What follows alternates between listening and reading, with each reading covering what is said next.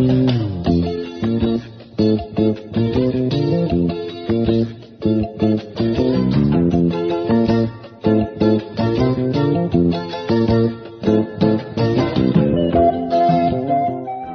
araw ay may dalang mga posibilidad ng tagumpay o kabiguan, ng ligaya o lungkot.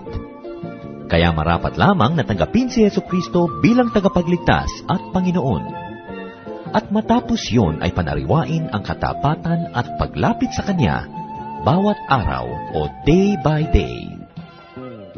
Ang day by day ay naglalayong umalalay sa pang-araw-araw na pamumuhay Kristiyano. Narito po si Pastor Ed Lapis sa mensaheng pinamagatang Kahit Walang Thank You.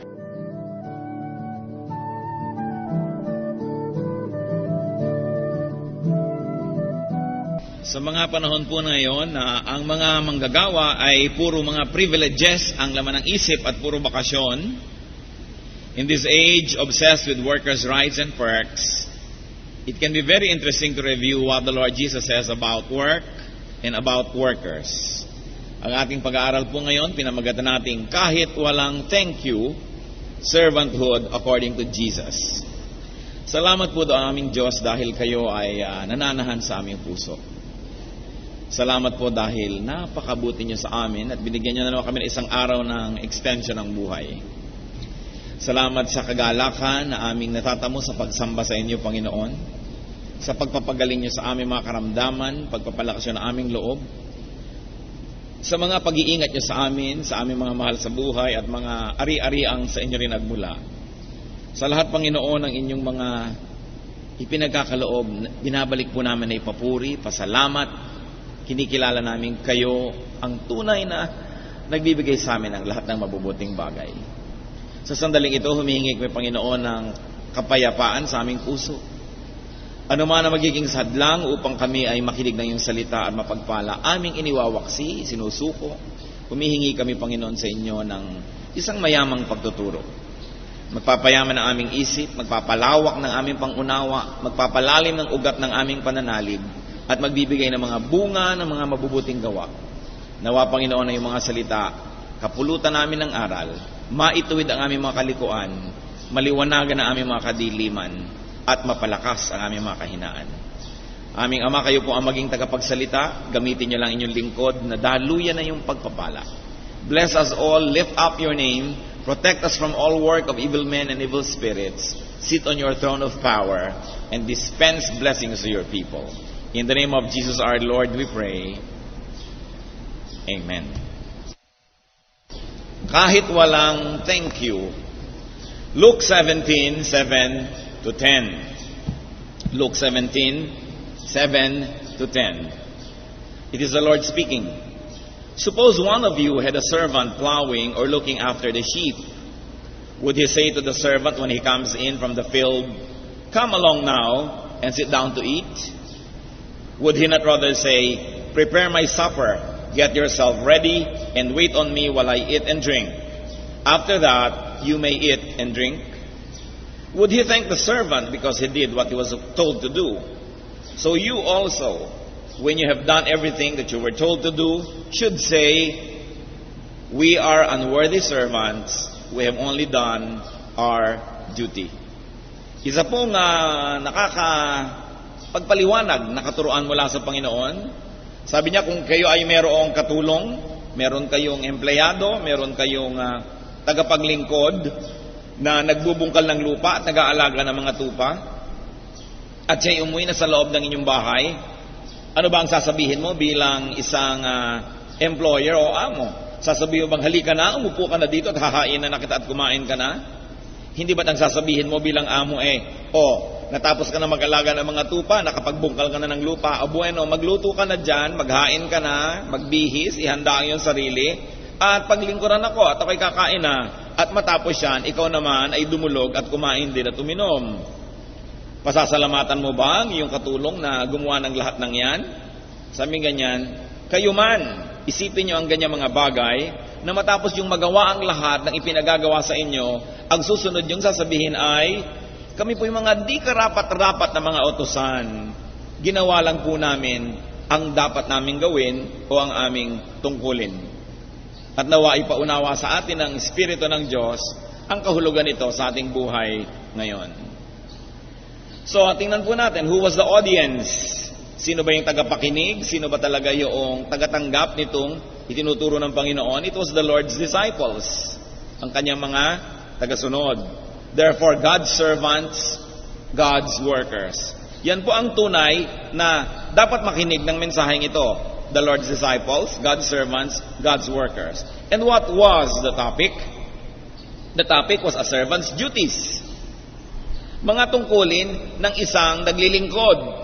Tungkulin ng isang empleyado o isang katulong o isang alipin. At ito po ay pagbubungkal ng lupa at pag-aalaga ng mga tupa. So, nakikita po natin, these are two jobs. Tungkol sa mga hayop at tungkol pa sa mga halaman, so dalawa-dalawang trabaho ang ginagawa nitong pinag-uusapan na lingkod na ito. And then, what other jobs? Cooking and food preparation. Serving at the table. At kailangan pa, properly attired pa siya. When you read the other versions, there is a suggestion na yung get yourself ready, magbihis ka, maligo ka, alam ka namang puro putik yung paa mo at kamay mo, maglilingkod ka dito sa mesa. So nakita po natin yung gawain ng isang lingkod na matapos gumawa ng dalawang trabaho maghapon, magbungkal ng lupa, mag-alaga ng mga hayop, ay uuwi pa siya para magluto, maghain, at paglilingkuran pa niya habang kumakain ang kanyang amo. So this is multitasking, what modern people would call it now, and definitely these are extended working hours. So what is the teaching? To the servant, ano po ang itinuturo ng Panginoon? Expect and be ready to work a lot. Kung ikaw ay lingkod, naglilingkod, empleyado, ikaw ay katulong, ikaw ay assistant, asahan mo at maging handa ka na magtatrabaho ka ng puspusan, mahabang oras, that you will serve some more and that you will keep on serving because that is your duty. And what else is the teaching to servants? That you should do and give your best service. Na hindi excuse na magpabaya sa mga gagawin dahil maghapon ka na nagtrabaho o dahil marami kang ginagawa. Sabi po nung master dito, get yourself ready. And that includes the attire and the look and the cleanliness of the servant. Isa pa pong mensahe sa mga servants, do not expect to be comforted, entertained, or served. Do not expect to be even thanked by the master. Yun pong tanong sa Luke 17:9, would he thank the servant because he did what he was told to do? The obvious answer is no. At yan po, style ng Panginoong Jesus sa kanyang pagtuturo, magtatanong siya ng mga tanong na obvious ang sagot. And the obvious answer here is no. The master is not even expected to thank the servant. Now, bago tayo magkaroon ng mga misimpressions about the goodness and kindness of the Lord to workers, remember that this is not a message to masters. That this is not a message and an endorsement of the employer's behavior. Ang kausap po dito ay yung mga empleyado, yung mga manggagawa, hindi yung amo. At hindi sinabi dito na approve ang Panginoon na hindi pinapasalamatan ang manggagawa. Hindi sinabi dito na approve ang Panginoon na maghapon ang nagtrabaho, pag lulutuin mo pa, maglilingkod pa. Hindi sinabi yon, sapagkat ang kausap ay yung empleyado. And this is a teaching style of Jesus. In our own little humble way, most of the time, my personal style in counseling is also alongside this. Meaning, binabalansi mo ang issue. So, kung ang nagrereklamo ay servant at ang kausap mo yung servant, ipinagtatanggol mo yung amo doon sa servant para yung mga reklamo niya mabalanse at makita rin niya yung kamalian niya sa pagrereklamo at katamaan noong amo niya na inirereklamo niya. Ngayon, kung nabaligtad naman at ang kausap mo yung amo, ipapakita mo naman sa amo ang kamalian niya sa sobrang niyang halimbawa ay pagpapagod doon sa kanyang mga katulong at ipapakita mo naman yung punto noong katulong. Sometimes people don't understand this style. That sometimes when I am counseling, for instance, a wife, na sobrang marami ang reklamo tungkol sa kanyang husband, I deem it proper to put some balance in the equation before I give counsel. So bibigyan ko ngayon ng katwiran yung asawang inirereklamo niya. At kung minsan sabi niya, Pastor, kampi pa po yata kayo doon sa asawa ko, ako po yung nagsusumbong. Anong gusto mo? Kampihan kita ng kampihan. Sabihin kong napakasama talaga diyang asawa mo, kawawa ka naman. So ano mangyayari? Nagkampi lang tayo, hindi kita mabibigyan ng balanse. So, kung minsan naman, ang pagbabalanse ay baligtad. Kung sobrang nade-depress itong kaharap mo at nagrereklamo tungkol sa isang tao at may point naman yung reklamo niya, sabi mo, oo nga, masyado nga yatang malupit ang asawa mo. Kawawa ka naman talaga. Kasi sa discernment mo, kung ano ang kailangan niya at dapat niyang marinig, yun ang ibibigay mo. Kaya kung minsan naman, merong mag-asawang nung nagkasundo, akala pa pinagkakagalit sila ng pastor. Sabi, akala mo, yung pastor na yan, nung isinusumbong kita, oo nga daw, masama ka, sobra ka.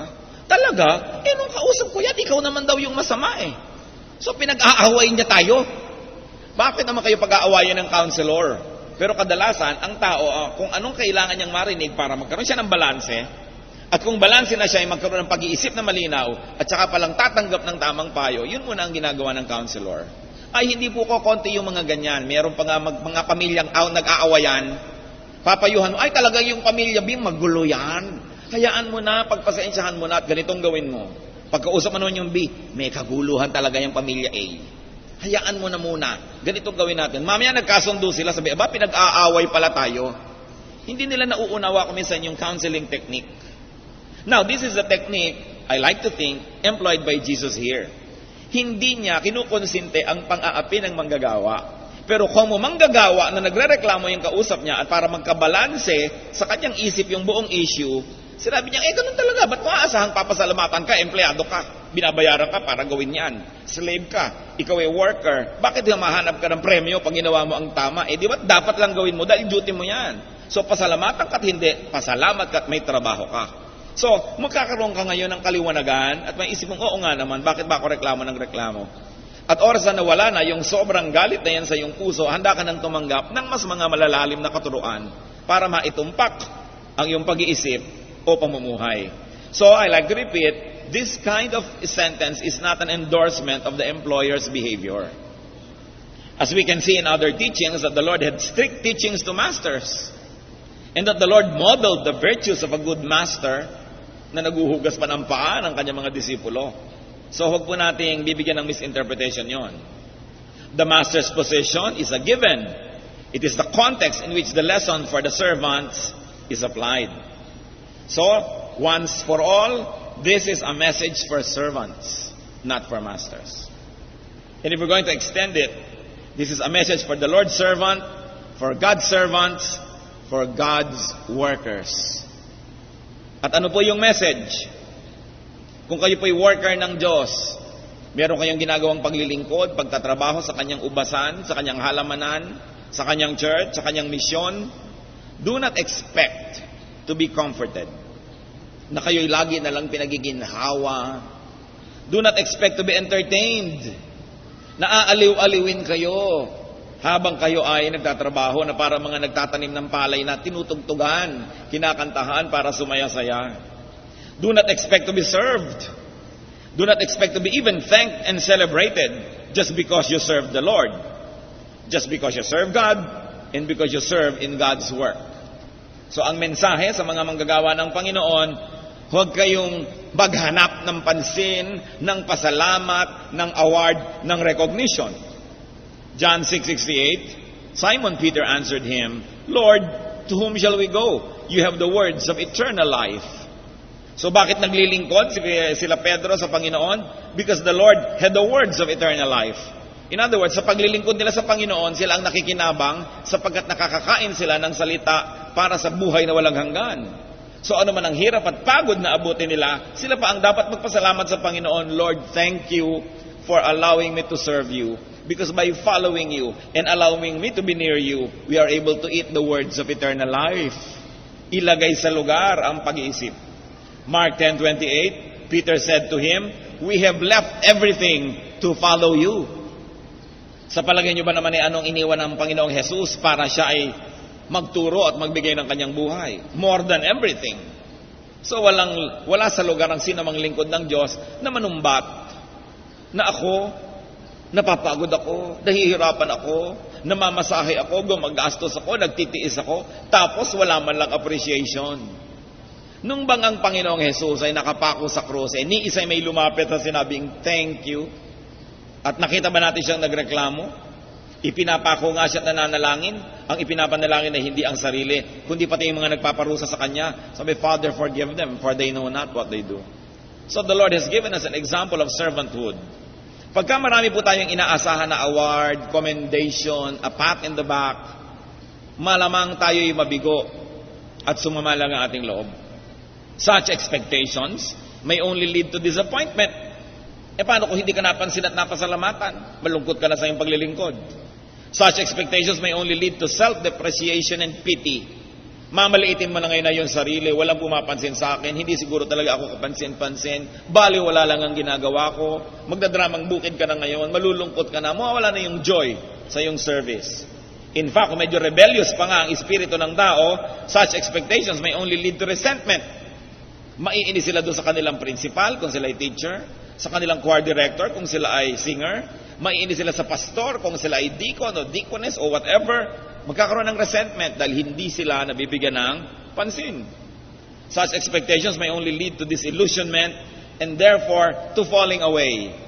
Kaya yung mga ibang naglilingkod na wala ng gana, na inis, nagtampo, nawala na lang sa church. Dahil ang gusto, i-baby, i-appreciate, i-celebrate, bigyan ng spotlight, ng award, ng diploma, ng medalya, ng plaque of appreciation. Mabuti ng mabuti. Kung nangyayari, kung hindi. Kaya ang naglilingkod sa Diyos, dapat handa ang loob niya na walang makapuna at makapansin. Dahil alam niya na yun ay punang-puna at pansin na pansin ng Diyos. Hindi yung ang hinahanap mo lagi ay yung approval and praise of people. Kaya may mga donor na ang gusto pa ang may pagkalaki-laki pa yung na litrato yung cheque niya na kasing laki ng blackboard at iaabot na ganyan para kitang-kita, marami nag-a-appreciate. Hindi naman nagbibigay yun naghahanap yun ng papuri ng iba. Kaya yung mga iba magdodonate sa church ng silya, gusto pa, pastor, pakilagay niyo po ang pangalan naming mag-asawa sa likod ng silya. Gusto pa pagka na may ibinigay ng mga libro sa mga workers, sabi pag itong librong ito ay bigay ni something that I really don't do. Para po sa akin, pagka kayo nag-donate, nagbigay, hindi na yun inyo, binigyan nyo na yun sa church, huwag yun ang ilaw-ilawin kung saan napunta at kung nakalagay ang pangalan nyo o hindi. Dahil ang sabi sa Bible, do not let your left hand know what your right hand is doing. At saka kung minsan, napapansin mo sa isang tao na may tendency na maging hambog, maging mayabang, so hindi mo nalang binibigyan ng recognition dahil makukonsinti lang siya. Siyempre, meron naman mga taong gustong-gusto yung idodonate kahit na bulahin ka ng bulahin at di bali na, mag-donate ka lang. But not here. Kung ang hinahanap mo may ma-recognize pa, maghanap ka na lang ng ibang lugar, but not here. Because I like donors to be anonymous so that they will not be tempted to be proud. Tsaka hindi lang yun, pagka nagdo-donate kayo, nalaman ng iba, uutang-utangan kayo. Protection din sa inyo yan, na hindi na ipinamamalita pa na kayo ang naglagay ng fountain, ng bubong, ng ilaw. Kasi, number 1 kayo sa listahan ng mga mangungutang. It's also a protection. Do you know that one of the nicest things is not to be noticed? Because you can live in peace. Kung maaari lang, sana hindi napapansin. Mas tahimik ang inyong buhay. So serving and then expecting appreciation, or serving because of expectations for recognition, may stain the purity of one's service. Namamantsahan lamang ang kadalisayan ng ating paglilingkod kung tayo'y naghahangad at naghahanap na mapansin.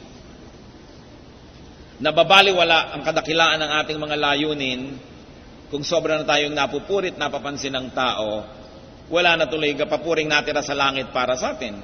Pero ano sabi ng Panginoon? Yung mga hindi napapurihan ng tao at lihim ang paglilingkod, ang pananalangin at ang kabanalan ay papupurihan ng Ama. At yan ay higit lalong mas kaibig-ibig.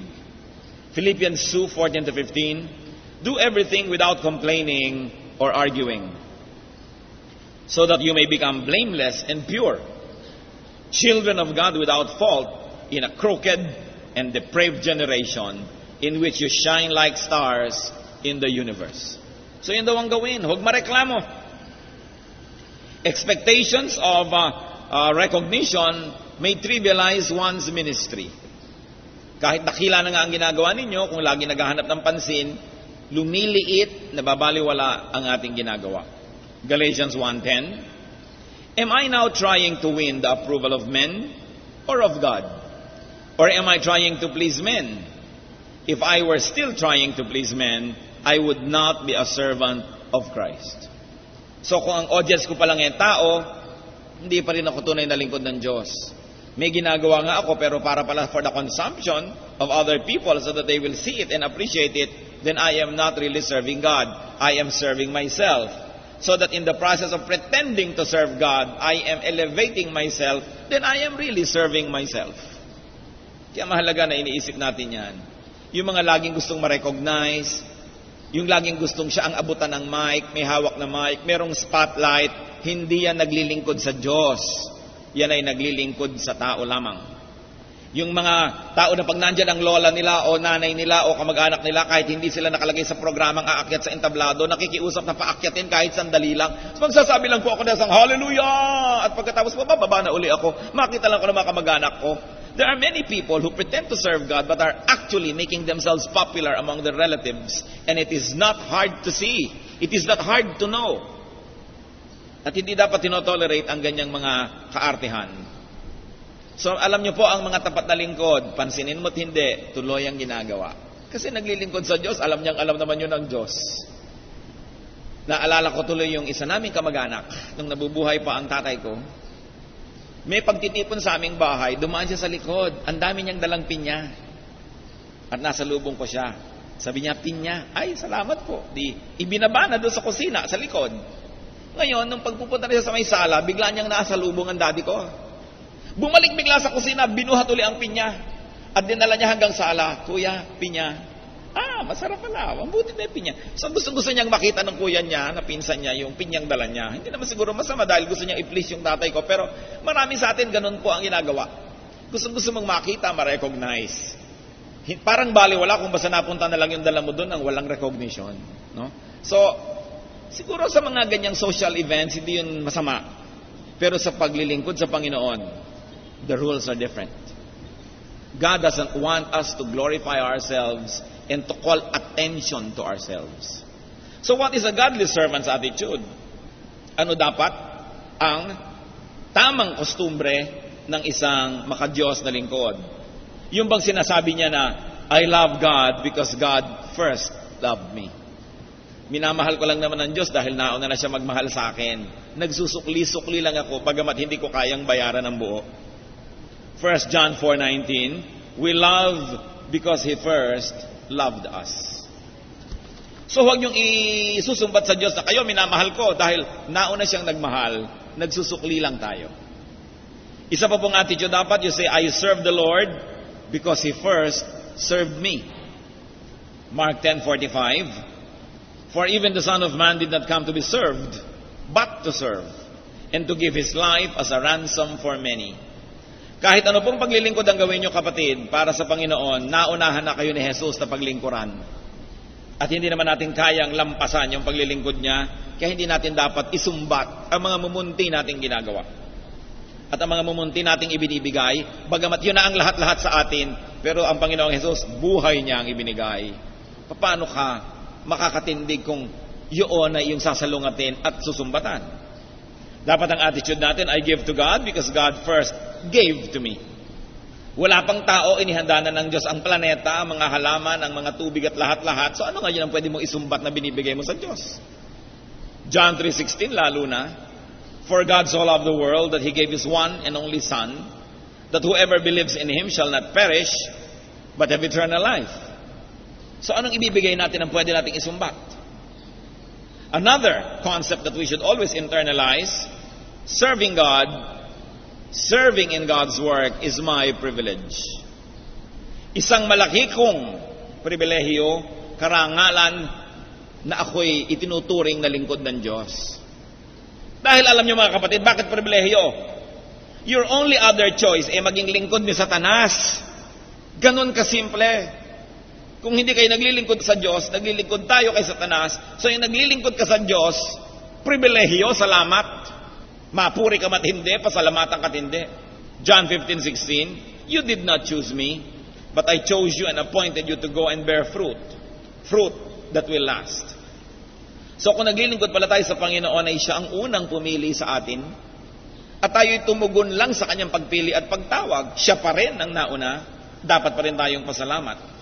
Pero ang unang munang tanong, bago natin isipin na privilege ang paglilingkod, naglilingkod na nga ba tayo? May paglilingkod na ba tayo sa Diyos? Dapat meron, bago mapag-usapan ng mga bagay na ito. Because we were created to do good works, prepared in advance for us to do. Prepared by God before the foundations of the world. Hindi pa tayo isinisilang, itinakda na ng Diyos ang mga assignment natin na dapat gawin. Kaya dapat sa buhay na ito, hanapin yung assignment na yun at sundin para magkaroon ng tunay na kabuluhan ng buhay. Serving God, dapat attitude natin is my duty.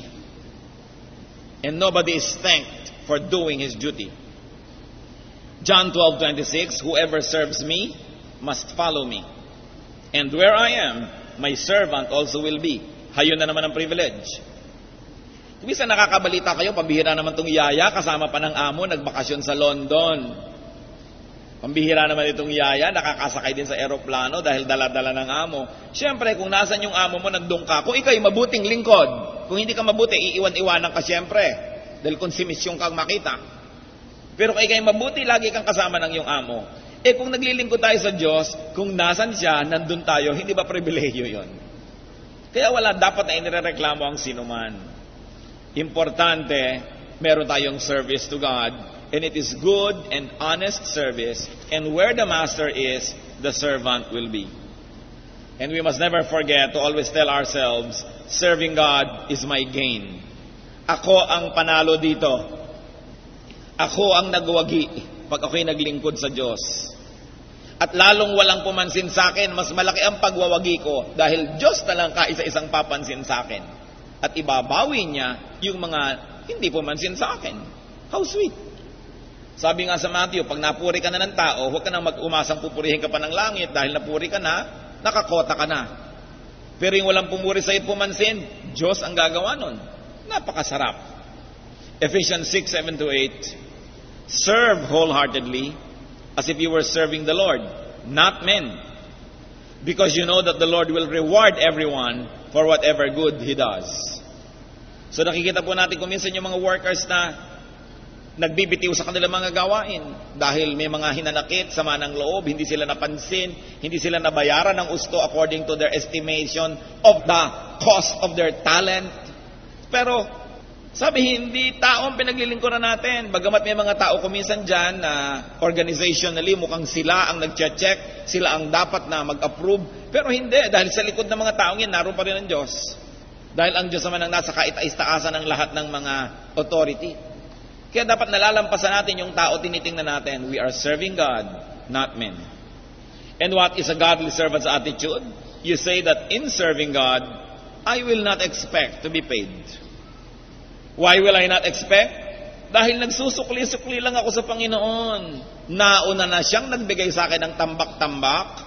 Kung ano man ang ibigay kong paglilingkod, sinusukli-suklian ko lang. Pahihingi pa ako ng bayad. Di ako na naman lalong lumubog sa utang. Kaya hindi ka na nag-expect dapat yan. Ngayon kung nabigyan ka, naabutan ka, salamat. Huwag ka na masyado matuos. Dahil hindi ka naman tinutuosan ng Diyos. At pag tinuusan tayo ng Diyos, my goodness, can you utter a single word before God? In serving God, make yourself, sasabihin natin, I will not make myself a burden to my fellow servants. Bakit?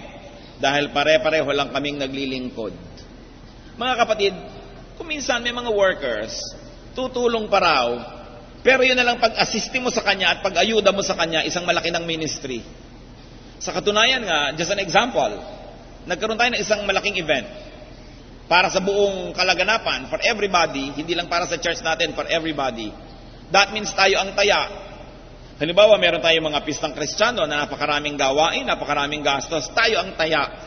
Tapos all the other churches just come, makikisaya, makikilaro, makikikanta, pero wala silang mga pananagutan. Pagka uwian na, tayo na magliligpit. Ilang araw bago mag-event, tayo yung naghahanda, tayo yung taya. Okay? So sa kanya mga event, kumisan may mga iniimbita tayong kakanta, tutugtog, sasayaw. At meron pang nag-e-expect na pag dumating sila, dapat patugtugin ng mga trompeta, bigyan sila ng magandang dressing room, bigyan sila ng mga ganito, pakainin sila. Samantalang pare-pareho lang naman tayo naglilingkod sa Diyos. Bakit tayong naglilingkod, kailangan bayaran pa sila para makipaglingkod sa atin sa Diyos? Pero ginagawa natin yon. Meron pa nga tayong isang inimbita. Sa bagay, nagbagong loob na. Pero just for example, nung pakainan na, ay hindi nagustuhan ang ipapakain o paraan ng pagpapakain sa kanya. Talagang nag-iskandalo. Dahil ina-expect niya, napagod ako, nagpunta ako dito sa gawain na to, naglingkod ako, tapos dasa ng pagkain, hindi mainit, kulang, etc., etc. Gusto mo pamiwangan hanggang dito sa kilikili, sabihin, kapatid, anak ka ba ng Diyos? Pag sabi niyang, oo, pues pare-pareho lang tayong anak, maglingkod tayo. Huwag mong isipin, ako man naglilingkod ka, ay magpapaalila kami sa iyo dahil naglilingkod ka. Pare-pareho lang tayo naglilingkod. So mga kapatid, kung kayo'y teacher at walang blackboard, bring your own blackboard. Walang chalk, magdala kayo ng chalk niyo. Eto na ako, magtuturo na ako, walang chalk, walang classroom, walang ilaw. Dahil pare-pareho lang tayo naglilingkod. So kung anong kulang, gawin mo ng paraan. Huwag mong gawin ang sarili mong pabigat pa doon sa ibang naglilingkod na pag sunod-sunod lang sa iyo at pag-assist lang sa iyo, isa ng malaking trabaho. Ang sabi sa 2 Thessalonians 3:7-8, we were not idle when we were with you.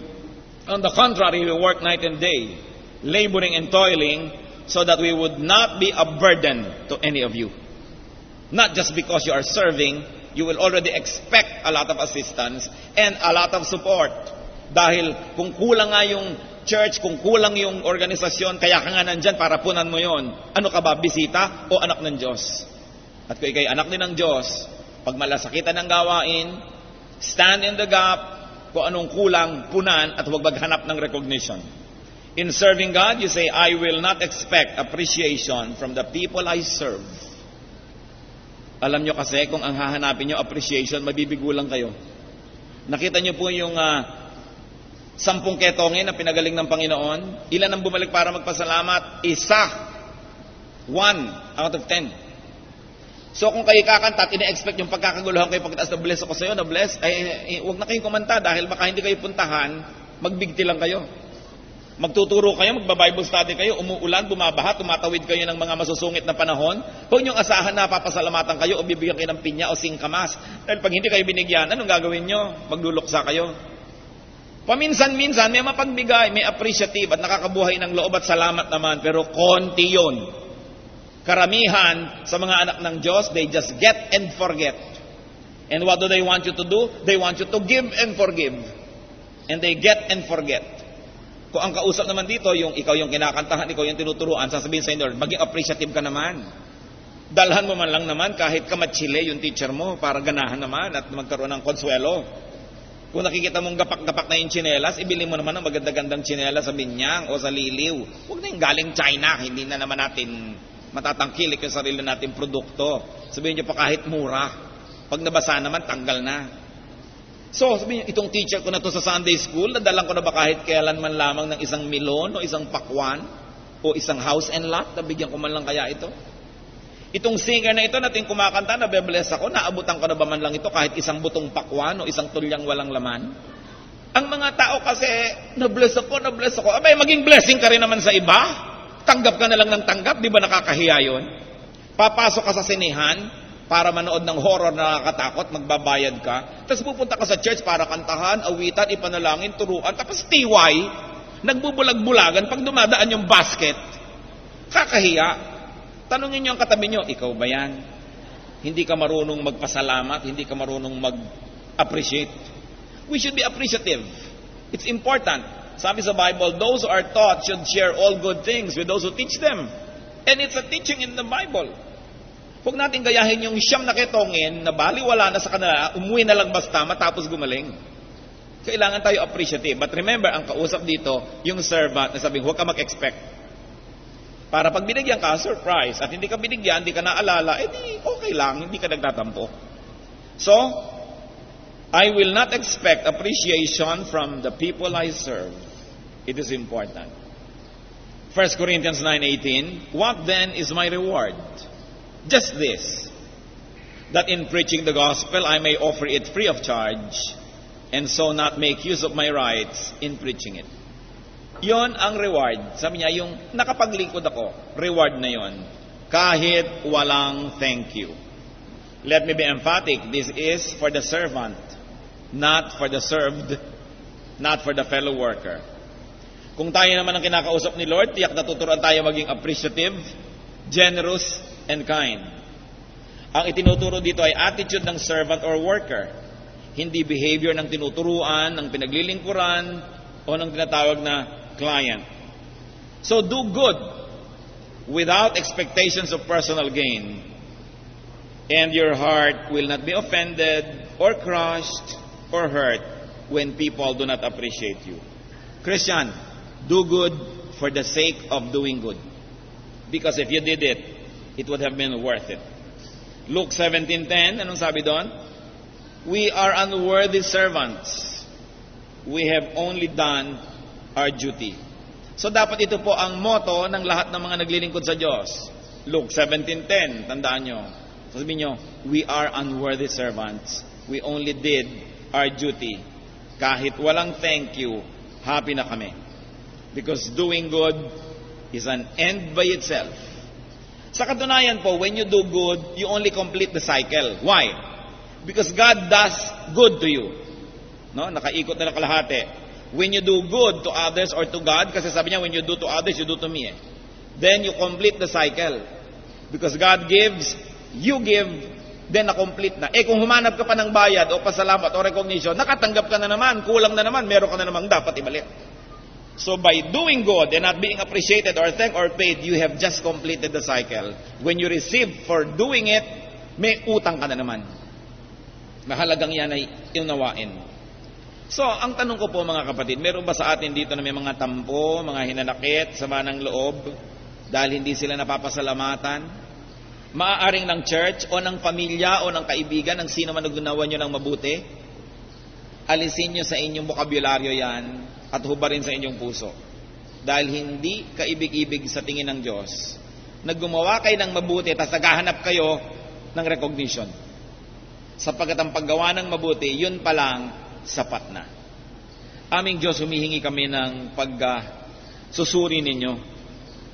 Meron po ba sa amin ngayon na may inaalaga ang sama ng loob dahil iniisip, hindi napapansin, hindi napapasalamatan, hindi nare-recognize? Ituro mo sa amin, Panginoon, yung higit na malalim na uri ng pagbibigay, pagpaparaya, pagsasakripisyo, yung hindi naghihintay ng kapalit. Samantala, Panginoon, kung kami naman po yung nagagawa ng mabuti, turuan mo kami na magsukli, magpasalamat, mag-appreciate. At kung kami ang gumagawa ng mabuti, huwag na naming intayin ito. Ito ang nakikita namin, Panginoon, na daan para magkaroon kami ng kapayapaan. Hindi yung kabaligtaran. Kung meron sa aming kalagitnaan ngayon, Panginoon, na hanggang ngayon nag-aalaga ng mga hinanakit, dahil ang kanilang iniisip, hindi sila na-appreciate, they are underpaid, overworked. Ituro mo sa amin, Panginoon, yung kahulugan nito sa espiritual na buhay namin. At kung kami naman yung employer, kung kami naman yung may kapangyarihan, turuan mo kami, Panginoon, to pay well, to appreciate well, at nang sa ganon, magkaroon ng balanse ang buhay. Pero higit sa lahat, Panginoon, sa paglilingkod sa inyo, sa paggawa, para sa ikaunlad ng iyong gawain dito sa lupa, kung meron kaming mga hinahanap na mga appreciation na hindi namin nakikita, ituro mo sa amin, Panginoon, na ito'y alisin sa aming puso. Yun lang mapaglingkuran ka ay sapat na. Patatawarin mo kami kung kami ay nagkaroon ng mga galit o hinanakit o tampo dahil sa aming paghanap ng pansin. Ituro mo sa amin yung malalim na kahulugan ng matahimik at sikretong paglilingkod sa inyo. Mga kapatid, magbulay-bulay tayo. Kung tayo may mga paglilingkod na sa Panginoon, isipin natin kung paano pa ito pauunlarin nang hindi tumatawag ng pansin sa ating sarili. Isipin din natin kung tayo'y nagkukulang sa ating kapwa sa pagbibigay sa kanila ng encouragement, ng pasalamat. Isipin natin kung ano ang dapat nating gawin para makapaglingkod kung wala pa tayong paglilingkod. Maiksi ang buhay, ipinahihiram lang ang bawat sandali, bigyan natin ng kabuluhan ang paglakad ng panahon. Maglingkod tayo sa Diyos. Makipagniig sa tahimik na paraan sa Panginoon at humingi pa ng mga personal na mga application ng ating mga narinig.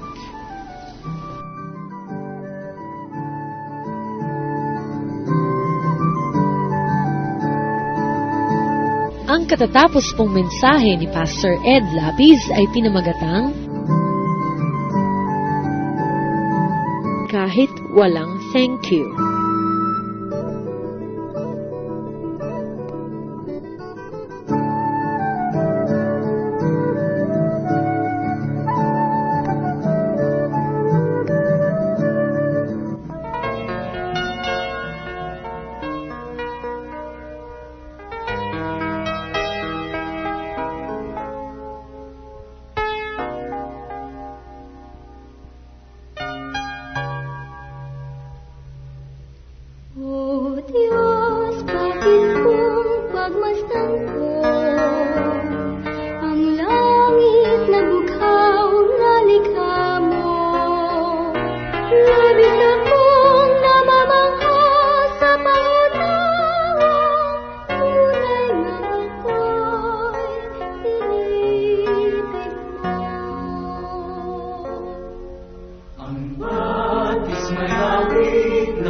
pagsamba, pati ng parang ay may sigla. Labis akong namamangha kapag aking nadalang mga apoy inibig mo. Napakabuti mo sa akin, napakabuti mo sa akin, napakabuti mo sa akin, O Jesus. Napakabuti mo sa akin, napakabuti mo sa akin, napakabuti mo sa akin, O Jesus.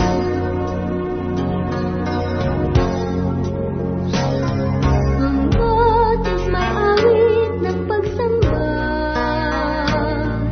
pati ng parang ay may sigla. Labis akong namamangha kapag aking nadaramang ako'y inibig mo.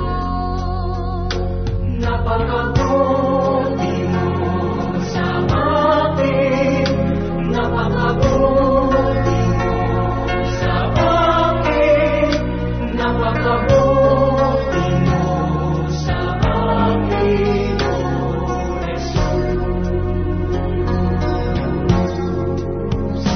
Napakabuti mo sa akin, napakabuti mo sa akin, napakabuti mo sa akin, O Jesus. Napakabuti mo sa akin, napakabuti mo sa akin. O Diyos, ako'y